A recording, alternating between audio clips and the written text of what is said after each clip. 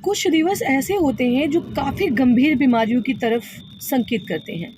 ऐसे में आज का दिवस यानी कि 1 दिसंबर, जो कि HIV डे के नाम से सेलिब्रेट किया जाता है पूरे विश्व में। HIV एक ऐसी बीमारी है जो शायद लोगों के बीच में डिस्कशन में साइनेस का मुद्दा बन जाती है। लोग इसके बारे में डिस्कस करने में शर्मिंदगी महसूस करते हैं, लेकिन मैं आज के दिन आपको बताने वाली हूँ कि HIV किन किन और तरीक़ों से हो जाता है। कभी कभी छोटे बच्चों को HIV हो जाता है, तो उन्हें ये HIV रोग यानी एड्स कैसे फैल जाता है। तो आज के दिन 10 ऐसे मुद्दों के बारे में, 10 ऐसे टॉपिक्स के बारे में मैं बताऊंगी जिसके कारण से HIV फैलता है, जो कि शर्म का विषय नहीं है, जागरूकता का विषय है कि हमें इन मेडिकल की परेशानियों से, इन मेडिकल के प्रति जागरूक रहने की ज़रूरत है, जिससे कि ये रोग हमारे जीवन में ना आए। आज के दिन इस वीडियो को पूरा देखने के लिए इस चैनल को सब्सक्राइब करना ना भूलें, ताकि आप HIV यानी एड्स के प्रति जागरूक रहें। और कभी कभी हम हॉस्पिटल में एडमिट होने के बाद कुछ ऐसी गलतियां करते हैं या कहीं ऐसे क्लिनिक पे जाके ऐसी गलतियां कर देते हैं जिसके कारण हम ऐसे गंभीर बीमारी की चपेट में आ जाते हैं।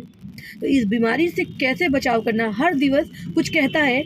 मैं आज के एपिसोड में एड्स दिवस के दिन मैं आज आपको बताने वाली हूँ कि किसी भी बीमारी से बचने के क्या रास्ते हो सकते हैं। हमें किसी बीमारी के प्रति जागरूक रहने की इसलिए जरूरत ज़्यादा होती है कि हम इससे बच पाएं। कि हर दिवस अपने आप में एक विशेषता लेकर आता है। तो आज इस विशेष दिवस में एड्स के प्रति जागरूकता की ये जो वीडियो है, ये आपके लिए काफी नॉलेज से भरी हुई होने वाली है। एड्स दिवस यानी कि वैश्विक डे है, ये इंटरनेशनल डे है। इसको मनाने की शुरुआत WHO ने 1987 में की थी और इस बार 2021 में एड्स दिवस की थीम है असमानताओं को समाप्त करें, एड्स का अंत करें। हर बार थीम के साथ ये दिवस सेलिब्रेट किया जाता है।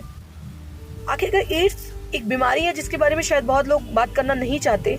ये कैसी बीमारी है जिसके बारे में लोग इतना बात करने से बचते हैं।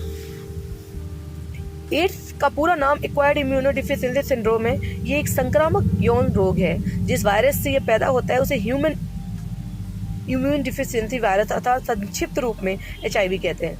दरअसल शरीर की जीवाणुओं से लड़ने की अपनी एक स्वाभाविक शक्ति को इम्यूनिटी सिस्टम कहा जाता है, लेकिन एड्स के virus in white blood cells को क्रियाहीन कर देते हैं, यानी कि निष्क्रिय कर देते हैं और आपके शरीर में प्रतिरोधक शक्ति को कम कर देते हैं, जिससे वायरस से लड़ने की शरीर की शक्ति एकदम खत्म होने लगती है। और जब आपके शरीर में वायरस से लड़ने की शक्ति खत्म हो जाती है तो शरीर धीरे धीरे बहुत कमजोर हो जाता है और कमजोरी से शरीर मृत्यु की ओर चला जाता है। ये वायरस पूरे शरीर में अपना अधिकार जमा लेता है। HIV का मुख्य कारण संक्रमित व्यक्ति के साथ संबंध बनाने के अलावा बहुत सारे ऐसे रीजंस हैं जिनके बारे में मैं आज आपको बता रही हूँ। पहला रीजन है, अगर आप ब्लड चढ़ाते हैं उस दौरान भी HIV संक्रमित रक्त चढ़ जाने से आपको ये बीमारी हो जाती है। कभी कभी ये होता है कि किसी व्यक्ति को HIV ऑलमोस्टली होता है और उसे नहीं पता होता या उसके जो लक्षण होते हैं वो सामने नहीं आते। इस कारण से ये बीमारी पता नहीं चलती और दूसरे व्यक्ति के शरीर में इम्यून बहुत लो होता है, उसे ब्लड चढ़ता है और वो संक्रमण उसके शरीर में तेजी से हावी हो जाता है। दूसरा कारण है कभी कभी सुई का इस्तेमाल। ऐसे बहुत सारे केसेस आते हैं जब छोटे छोटे बच्चों को HIV हो जाता है, 8-9 साल के बच्चों को HIV हो जाता है। तो इसका मतलब नहीं कि उन्होंने कोई ऐसे अनैतिक संबंध बनाए हैं लोगों से इसलिए उनको HIV हो गया। कभी कभी ये भी रीजंस होते हैं जो सबसे ज़्यादा जागरूकता के लिए ज़रूरी है कि हम जब कभी क्लिनिक पे जाते हैं, किसी हॉस्पिटल में जाते हैं, यदि हम लोगों ने इस्तेमाल की हुई इंजेक्शन से सुई लगवाई तो ये रोग आपको हो सकता है। तीसरा है HIV पॉजिटिव गर्भवती महिला गर्भावस्था के दौरान, प्रसव के दौरान बच्चों में ये रोग ट्रांसफर हो जाता है। चौथा है कभी कभी संक्रमित महिला यदि फीडिंग कराती है अपने नवजात शिशु को तो भी वो संक्रमण से अपने बच्चे को बचा नहीं पाती। एड्स के बारे में बहुत सारी ऐसी चीजें हैं जो शायद लोगों को नहीं पता है। कभी कभी लोग पब्लिक प्लेस पे टॉयलेट जाते हैं, वहां पर भी ऐसे वायरसेस होते हैं, उससे भी लोगों को इस तरीके के संक्रमण होने के चांसेस रहते हैं। ये एक जानलेवा बीमारी है और इसका कोई इलाज नहीं है कि आपकी जान बचाई जा सके। लेकिन हाँ, अगर आप इससे दूर रहेंगे या इससे बचाव जागरूकता बनाए रखेंगे तो आप इस बीमारी के चपेट में नहीं आएंगे। एड्स हमेशा ही इम्यून सिस्टम जिसका लो होता है उसके शरीर में तेजी से अटैक करता है। और कभी कभी बहुत मजेदार बात है, इसके लक्षण 5 से 7 साल बाद नजर आते हैं। कोई जरूरी नहीं कि आपको लक्षण आज से ही होने के चांसेस और आपको लक्षण हो। कभी कभी लक्षण 5-6 साल बाद समझ में आते हैं, तो तब तक बहुत देर हो चुकी होती है। तो आइए जानते हैं कि कोई भी बीमारी अपने साथ एक लक्षण लेके आती है तो वो लक्षण क्या क्या है। एड्स के लक्षण 5 से 10 वर्ष बाद भी उभर सकते हैं, जैसा कि मैं आपको बताती आ रही हूँ।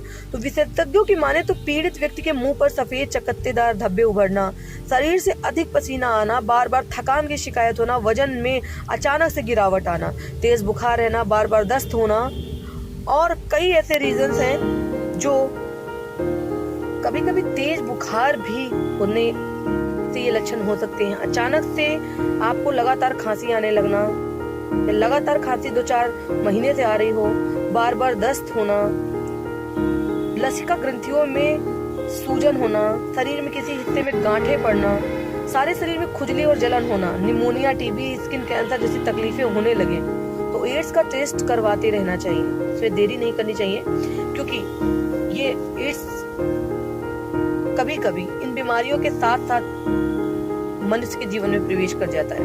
और जो व्यक्ति असाध्य रोगी हैं, जैसे किसी का किडनी कैंसर, लीवर इत्यादि की प्रॉब्लम है, या ट्रांसप्लांट करा लिया किडनी का या लीवर का, या प्रत्यारोपण कराया हृदय का, तो उन लोगों को ये जांच साल में एक बार जरूर करा लेनी चाहिए, क्योंकि उनके साथ ये बीमारियां बढ़ने के चांसेस ज्यादा रहते हैं। एड्स एक जानलेवा बीमारी है और इसका सिर्फ और सिर्फ हमें बेहतरीन जो उपाय है इसका वही है कि हमें बचाव करना चाहिए और ब्लड को शरीर में लेने से पहले HIV मुक्त होने की जांच अवश्य करा लें, यदि हम ऐसा कर रहे हैं, क्योंकि हमें जरूरत है जागरूक रहने की।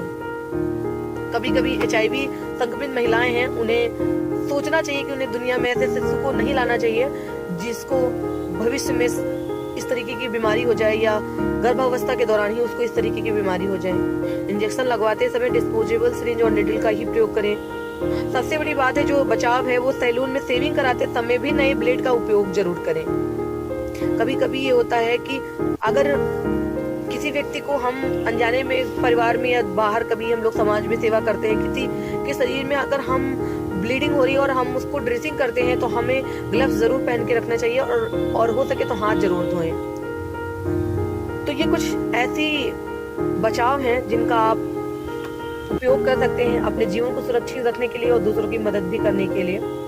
और ऐसी बीमारियां जो बहुत जानलेवा होती हैं, जो सिर्फ शर्मिंदगी का विषय नहीं होती, बल्कि अगर हम इनके प्रति जागरूक रहें तो हम ऐसी बीमारियों से भी बच सकते हैं और ऐसे रीजन से भी दूर रह सकते हैं। तो उम्मीद करते हैं ये वीडियो आपको पसंद आई तो इसे शेयर करें, चैनल को सब्सक्राइब करना ना भूलें। Thank you so much for watching us.